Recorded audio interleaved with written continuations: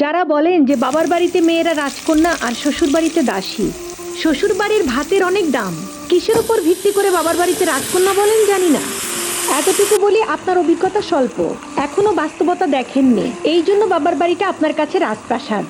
অল্প বয়সে বিয়ে না হয়ে 30 বছর পর্যন্ত অবিবাহিত হয়ে ঘরে থাকেন, দেখেন ভাতের নলা গলা দিয়ে নামে কিনা।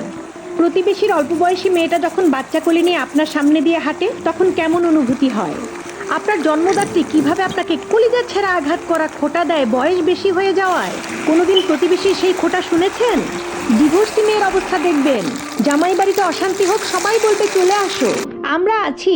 2 দিন বাপের হোটেলে খেয়ে দেখেন, গলা টেনেও সেই ভাত নিতে পারবেন না।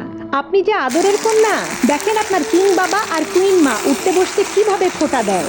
আর যদি ভাইয়ের হোটেলে খান, ওইটা ভাত মনে হবে না, বিষ মনে হবে।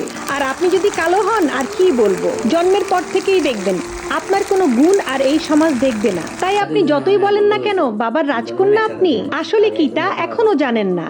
সবকিছুরই একটা নির্দিষ্ট সময় পর্যন্ত মূল্য থাকে, হোক সেটা মানুষ কিংবা পণ্য। মেয়েদের যদি স্বামীর বাড়িতে সুখ না হয়, তাহলে বাপের বাড়িতেও সুখ নাই। বাপের বাড়িতে বিয়ের আগে মেয়েরা কিছু বছরের জন্য রাজকন্যা হয়ে থাকে, তারপর এদের দিকে কেউ ফিরেও তাকায় না।